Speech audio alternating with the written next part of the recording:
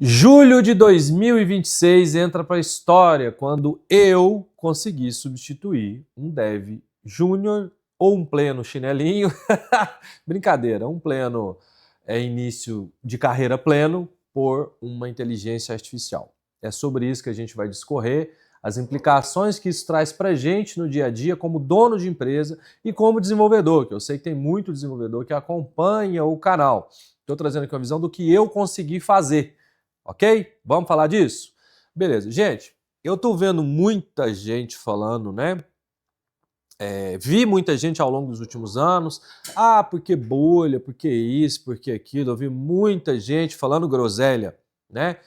E eu, para não falar groselha, eu me abstive muitas vezes de falar sobre esse tema, a substituição de programadores por inteligência artificial, né? Por quê? Porque eu precisava fazer acontecer. Eu não vou confiar cegamente em alguém. Eu já fiz vários cursos aqui no Brasil, inclusive de empresa muito grande que vende educação por aí, e que eu fui lá e o CTO deles dando curso de IA e tudo, eu fiz algumas perguntas para ele lá que ele não conseguiu me responder, ele saiu pela tangente. Isso gera uma desconfiança, eu queria saber se eu estava no caminho certo ou não, e ali, naquele momento, eu vi que eu estava no caminho certo, isso há mais ou menos um ano atrás. E, gente, eu sou dono de uma empresa de tecnologia, eu administro data center, Brasil, Estados Unidos, né? Então, para mim, que tem uma folha de pagamento, é importante automatizar, é importante elevar a qualidade, e quanto mais eu conseguir isso, maior vai ser o lucro da empresa. Isso é óbvio, eu e qualquer pessoa, tá? Que tem empresa e tal. Só que para chegar nesse nível, dá trabalho. Eu vou te falar, dá trabalho. Eu venho tentando e aspirando isso há muito tempo.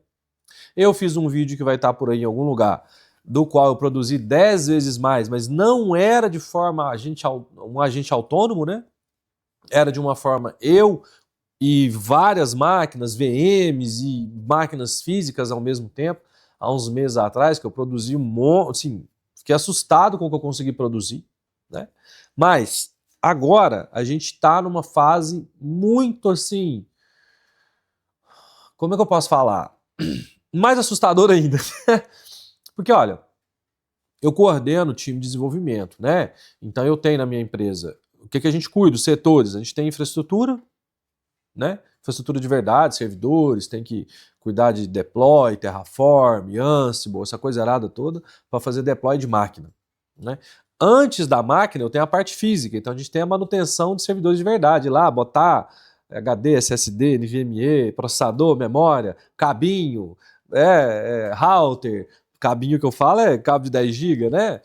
De fibra ótica e tudo. Então tem essa galera ali também que cuida dessa parte de telecom e a parte de hardware, né? Beleza. Aí depois eu tenho a galera de infraestrutura que cuida da base para os desenvolvedores back-ends trazer as aplicações, né? Junto, hoje eu não trabalho com desenvolvedor front-end, né? É sempre full stack.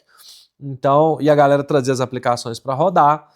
Nessas aplicações tem o mobile, aí o mobile realmente é uma equipe diferente, né? Pessoa diferente que cuida disso.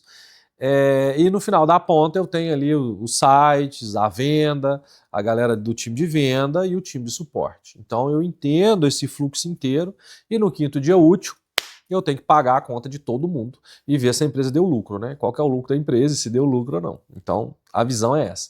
E aí eu botei a mão na massa e eu estou tentando fazer isso há bastante tempo. Óbvio que eu estou tentando, não vou aqui ficar, né? Eu nem estou romantizando para um lado nem para o outro. É dados e a lógica, tá? Pronto. Então, em julho de 2026, né, eles tinham lançado o Fable em junho, se eu não me engano. Eu não tive a oportunidade de testar o Fable primeiro, porque lançaram uma quarta, uma terça, sei lá, na sexta baniram o trem, eu nem tive tempo. Eu, em geral, pego para mexer para valer no final de semana, né? Dia de semana o pau come, é muita coisa para fazer. Inclusive ficar gravando vídeo aqui, ó. Nossa Senhora. Né? E aí agora o Fable saiu e deu uma estabilizada, e aí eu fui testar ele. O que eu vi ao longo desse tempo tentando fazer coisa autônoma, que não dá para ser autônomo. Ou ele é muito proativo, burro, ele quer colocar um monte de coisa que você não quer, e você tem que estar fazendo um monte de gatilho no seu CI para prever coisa que ele pode fazer sem você pedir, né? E aí é muito difícil você colocar um gatilho no seu CI para prever o que não pode passar numa tarefa que você acabou de passar, para fazer o diff, entende? Senão você faz na mão. Como que eu vou fazer um diff? Ó, não pode mexer nisso, nisso, nisso, já na tarefa para poder não passar. Por exemplo, aí você tem os testes, teste unitário, end-to-end, etc, né? Mas a gente sabe, né, pelo menos, hoje talvez já tenha, né? Mas em geral, em linhas gerais, nenhum sistema é coberto 100% por teste, né? Sistema de banco, talvez, né? Nunca trabalhei com sistema de banco, né? Mas, em geral, hoje com inteligência artificial, como a matriz de teste está muito fácil de fazer, só que aí é um problema, né? Muita gente fica deixando a IA fazer teste achando que, como se não houvesse amanhã, e a IA arrebenta os créditos da pessoa fazendo teste, ela nem sabe que teste é aquele que a IA fez. Que é um negócio exaustivo mentalmente, você desenhar a matriz de teste que realmente precisa ser feita, né? E que não precisa, o resto você pode jogar fora. Beleza? Então, beleza. Então, eu não estava conseguindo fazer isso porque eu precisava ter muito mais tempo corrigindo o que a IA estava fazendo de forma proativa ou de forma errada do que efetivamente o tempo que eu estava gastando ali para poder fazer o que eu faço. O que eu faço? O que é o pipeline, né? A gente, como dono da empresa, recebo solicitações de clientes, features, melhorias, ideias de sistema, de melhorias. A galera do venda recebe, a galera do suporte recebe. A gente faz reuniões, nessas reuniões a gente define o que tem que ser feito. Ó, preciso de uma feature e tal. Pronto. A partir dali, a gente faz uma análise não muito técnica ainda, não envolve código, mas já envolve arquitetura. Por que arquitetura? Preço. Essa feature aqui, ela funciona, ela se paga? Isso a gente tem que conseguir fazer. Essa feature se paga? Beleza. Eu vou lá, olho a feature e banco de dados, infraestrutura, quanto vai gastar de banda, etc. Não, legal, essa feature aqui funciona. No meu caso, que é vídeo, tem que entrar no cálculo banda, muita banda, né? Porque eu gasto muita banda. Ok? Beleza. Aí eu defini, não, realmente funciona. E aí a gente cria a issue no nosso Git. Nessa issue vai constar, olha, precisa fazer tal feature, tal melhoria. A regra de negócio que a gente quer é essa, não é para alterar nada referente a outras coisas. Se no meio do caminho você encontrar alguma coisa ali que careça de melhoria e ajuste e for simples, você pode criar uma task interna e desenvolver. Se não, você cria uma issue separada. Isso é o que a gente fazia com o ser humano normal. E essa instrução eu não posso fazer com IA, senão ela começa a inovar demais, entendeu? A IA tem que trabalhar com o escopo fechado. Beleza. Então, IA não vai alterar nada, então eu crio a issue para ela, faz a feature, e ali eu descrevo o que eu quero. O que eu espero agora, gente, quando eu crio uma issue no backlog e arrasto ela do backlog para a sprint de desenvolvimento, né, para o pipeline de desenvolvimento. Eu espero que dentro do final dessa sprint, ou no tempo pré-determinado, essa issue esteja pronta em QA, para eu validar junto com o QA deu certinho, ou às vezes, dependendo do que for, o QA mesmo já valida e já só para a produção. Esse é o fluxo. Não vou entrar aqui em sandbox, staging, pré-produção, produção, nada disso. Vou entrar no regra de negócio, eu como dono da empresa vejo. Beleza? Eu como o PO, né? Mas às vezes o PO é até a galera de vendas aqui faz esse papel muito bem, porque eles recebem, né? Mas eu entro ali como o apoio técnico e arquitetura para ajudar. Pronto. Então, o que aconteceu nesse último final de semana comigo? Eu venho tentando fazer isso, criar feature, deixar ela puxar e ela desembolar. E não vem dando certo. Você cria skill, você mexe daqui, você mexe dali, você fuça, você dá ambiente e tal, e sempre carece de muita correção. Mais correção do que se eu ficasse ou na frente do PC corrigindo junto com ela já, com pair programming, ou até, dependendo, igual a infraestrutura até hoje é um déficit muito grande ainda, ou eu fazendo na mão. Infraestrutura eu não boto na mão de IA ainda, tá? Não boto. Para produção não boto. Pra você testar uma coisa ou outra vai. Para produção, cada coisa eu pergunto para testar até hoje, para ver se ela tá pronta para assumir algumas responsabilidades maiores e ela não tá. Hoje ela não tá. Pode ser que mude. Não testei, por exemplo, o Grok 4.5 saiu. O pessoal falou muito bem dele, mas não testei ainda, né? E isso é importante você saber. Tem IA que ela se dá melhor com determinado tipo de código, determinado tipo de stack, tá? Isso eu observei ao longo do tempo. Isso é importante. Eu observei bastante, bastante. Mas voltando ao pipeline que substituiu um programador. Então, nesse final de semana, eu criei uma feature, entreguei a feature na issue detalhada do que eu precisava, regra de negócio, experiência do usuário, o que era esperado, o que era para acontecer, o que não era para acontecer. E a IA me entregou a feature num QA prontinha. Ela mesmo fez, ela validou no ambiente sandbox, ela mergeou para o ambiente de staging, ela me avisou quando estava pronta e eu fui testar. Isso real, oficial. Né? Ninguém me contou, não estou indo hype de ninguém, nenhum CEO emocionado, nenhum dev negacionista, ou vice-versa. Eu fiz isso acontecer. Né? De uma forma que atende o que eu preciso para botar em produção. Entende? Então a gente chegou no nível, eu cheguei no nível de substituir um programador dev por uma IA. Qual modelo? Eu usei o Fable. Ah, Josimar, mas aí, né? Porque aí é muito caro, porque aí ele é muito bom, ele não vai estar disponível daqui a uns dias. Nesse método eu vou entrar em outros vídeos. Mas ele me deu muito menos dor de cabeça. A proatividade dele foi uma proatividade assertiva. Ele seguiu as minhas regras. Ele faz um loop bacana de rever as regras que eu pedi, né? Independente de gasto. Mas aí eu vou trazer uma outra visão em outro vídeo. O gasto depende de você. Se você só consome, se você nunca tem uma folha de pagamento, e aí nisso tem um vídeo que eu estou falando, né? Que a bolha da IA estourou só para quem não tem uma folha de pagamento.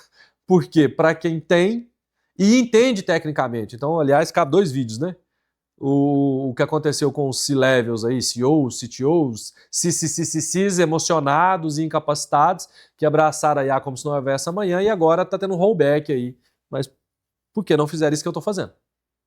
Que é primeiro entender, primeiro botar a mão na massa, primeiro fazer funcionar e depois sim, né? Então aqui eu trago um alerta para todo mundo. Por quê? Para empresários, né, que é possível fazer isso hoje.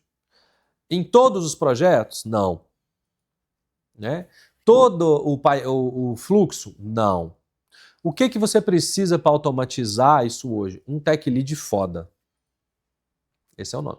Você precisa ter um cara que seja bom, que seja marionete dos agentes, para poder entender isso e fazer esse tipo de coisa. Porque a issue que eu criei, que eu passei a criar, e eu fiz isso, eu não fiz uma vez, tá? Eu fiz repetidamente para testar, né? Ela tem um grau de complexidade que ela não pode passar, que ela não vai passar, mas ela tem um nível de detalhe que precisa para que ela seja feita. Você tem que trabalhar com o escopo fechado. Eu passo uma issue mais detalhada, seguindo os padrões, né? Padrões. Solid é um padrão fantástico para você utilizar a inteligência artificial. Eu gosto, para mim funciona muito bem. MVC, padrão. O que é MVC? Não criar arquivo de 20 mil linhas, por favor. Básico. Mas que é o que a pessoa que entende de padrão, de código, desenvolvimento, já sabe disso. E esse tech lead que eu falo, ou um cara sênior que arquiteta um negócio, é o futuro que eu vejo. Esse é o perfil do colaborador que as empresas querem, né? E é o perfil do cara que pode empreender, mas talvez ele não quer empreender. Porque empreender envolve jurídico, financeiro, venda, um monte de coisa que muita gente não domina e não quer dominar. Lidar com gente, mais difícil que lidar com IA é lidar com gente, né? Então, mas é um perfil. Eu vejo, essa é a minha opinião, né? Agora, quanto à substituição de um dev júnior por uma IA, isso aconteceu de fato. Eu consegui fazer isso nesse final de semana em um projeto. O problema, eu tenho 300 projetos. A solução, eu vou fazer a mesma coisa para os 300 projetos. Por quê? Porque o mesmo tempo que eu gasto para treinar um júnior, eu gasto para treinar a IA nos meus 300 serviços, que muitas vezes não tem documentação completa, já tem serviço feito há mais de 10 anos que é legado, que eu posso trazer. Então, o tempo é o mesmo. Agora, o treinamento do júnior é outro. A vaga do júnior é outra. Eu vou fazer um vídeo sobre isso, para até anotar aí, Yuri, por favor. Haverá um apagão de devs em breve. Por quê? Eu não estou contratando júnior nem estagiário. Já faz mais de ano. Como que vai suprir a demanda do mercado daqui a uns anos. Mas isso é pauta para outro vídeo. Então, julho de 2026, a gente tem, de fato, uma IA substituindo um dev dentro de um pipeline. Igual, mas já tinha o Julius do Google que puxava issue, né, e desenvolvia sozinho. Humanos, que, enfim, Humanos ele faz tudo, né? Humanos é o Severino, né? Os agentes do cursor que você pode criar, integrar no GitHub para poder fazer. Ok. Mas eu, dentro de um pipeline de desenvolvimento de confiança, para mim, não consegui fazer no nível que eu precisava de feature. Hoje, os agentes conseguiam fazer, procurar bug, ok, pequenos ajustes, fazer matriz de teste, que é muito importante, ok, fazia, mas substituir uma pessoa de verdade, um dev júnior ou início pleno, dentro de um sistema real de produção, dentro de um pipeline de vida humano, né? Dentro de um workflow de desenvolvimento de uma empresa de verdade, né? Foi a primeira vez que eu consegui. Testei fazer com o Julius, fiz algumas coisas, mas não atendeu o que eu precisava. Eu sou uma empresa de médio porte, então esse negócio de fazer, não, isso aqui vai fazer só teste, só isso. Ok, substitui uma parte, mas eu não vejo isso como um workflow produtivo, sabe? Gera atrasos. Então, é isso. Para o desenvolvedor, é aquilo que eu venho falando há muito tempo. É hora de você estudar arquitetura de sistema, coordenação de sistema e coordenação de inteligência artificial. A gente já sabe que a gente já não digita código há tempo, né? Várias e várias pesquisas aí da Anthropic, de vários, Microsoft, tudo, citando que 70%, 80% do código que está em X lugar é feito por inteligência artificial, né? Se não 100%, e vai ser em breve, né? Correções humanas e tal. Só que a gente precisa ter o coordenador. Na minha cabeça, o que funciona é o mesmo fluxo humano. O agente vai desenvolver a feature e tal, e a gente precisa ter o cara que vai conferir aquilo. O QA que vai conferir as regras de negócio, aquilo que foi passado, né? O tech lead, o sênior que vai conferir ali os diff para ver se realmente está funcionando. Nada que uma empresa normal não faça. Pair programming. O que é? Jogar dinheiro fora com o sênior para ajudar o menino que está começando. Essa é a visão da empresa. Estou sendo honesto contigo. Entendeu? Não, estou formando uma pessoa que vai me dar resultado depois de tanto tempo. Também é uma visão que a gente tem. Depende da pessoa. Entende? Então, amigo desenvolvedor, você precisa urgente mudar sua stack, mudar a cabeça e começar a tentar orquestrar esse negócio para você ter cada vez mais mercado. Então quer dizer que vai mandar os júnior embora e as empresas vão substituir. Não, os meus júniors, eu estou treinando júniors e plenos meus para serem orquestradores, para que eles consigam desenvolver 5, 10, 15 vezes mais do que um desenvolvedor comum. Por quê? A régua subiu, a stack desenvolver e fazer código não é mais segredo para ninguém. Qualquer um que sentar na frente de um cursor hoje faz um sistema, literalmente qualquer um. Botar em produção a gente sabe que é outra coisa. Mas o que eu trago nesse vídeo é que a régua subiu, a gente vai precisar estudar, vai precisar entender a orquestração desse negócio de fluxo contínuo, né? Fluxo contínuo é realmente substituir o papel de um ser humano em um workflow de desenvolvimento. Isso é que é importante você entender. Tá bom? Então, julho de 2026, para mim, entrou para a história como o dia que eu consegui substituir.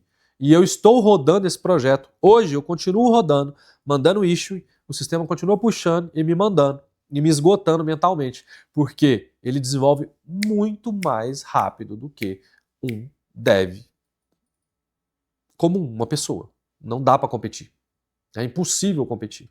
Então, o problema hoje é eu ter que as pessoas para testarem e o sênior para poder conferir se não tem cagada ali.